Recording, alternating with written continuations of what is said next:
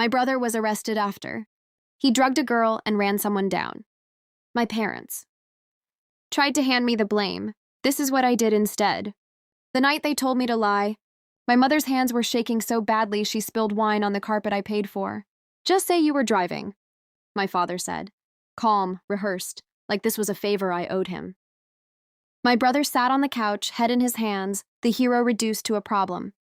Sirens wailed somewhere outside, distant but relentless. I felt the floor steady under my feet. That's how I knew I wasn't going to save them. I said no. It was the first honest word I'd spoken in that house in years. Growing up, he was the sun and I was the shadow that made him look brighter. He broke things and got new ones. I followed rules and learned how to disappear. My parents called it balance. I called it training. I learned early how to watch, how to remember, how to keep receipts no one else thought mattered. When we were kids, he taught me how to ride a bike. Let go too early, laughed when I fell. I learned 2 things that day. He liked the power, and no one would stop him. Years later, I left. Built a life that ran on silence and routine. A job where my name meant something. An apartment with plants that didn't die when I forgot to water them. Stability became my rebellion. Then the call came. A girl in the hospital. A body on the asphalt. My brother panicking. My parents already halfway. Into a story where I was the villain and he was the victim of bad luck. I noticed the pattern before the proof. The way my mother spoke about timelines.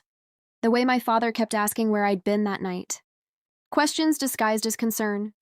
Pressure disguised as love. The evidence arrived quietly. A voicemail my brother didn't remember. Leaving. Slurred, arrogant. A text from my mother asking me to delete my location. History, just in case. A neighbor's security. Camera angled toward the street. A bartender who remembered his face, not mine. I didn't confront them. I collected. I slept well during that week. That surprised me. Rage usually steals rest, but this wasn't rage. It was clarity. I understood the board. I saw every piece. And I moved last. I hired a lawyer without telling anyone. I pulled my credit reports. Froze what needed freezing.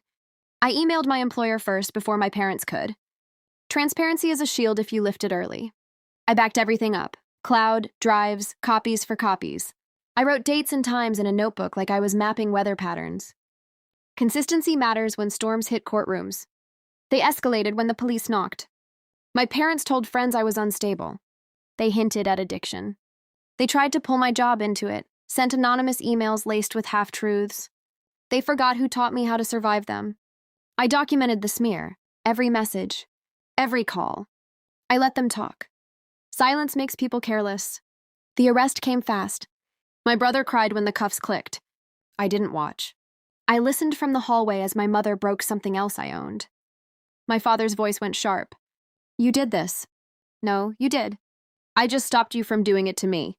The confrontation happened in the same living room where they'd asked me to lie. I stood where the carpet still held a faint stain. I spoke slowly. I showed them the voicemail. The camera stills. The bartender's statement. The lawyer's letter addressed to all 3 of them. I told them about the civil suits already drafted. About the defamation timeline. About the restraining order I could file before dinner if they pushed again. My mother reached for me. I stepped back. The space between us felt earned. They tried to bargain. They always do when control slips. I didn't negotiate. I ended the meeting. Court was quieter than I expected. My brother looked smaller under fluorescent lights.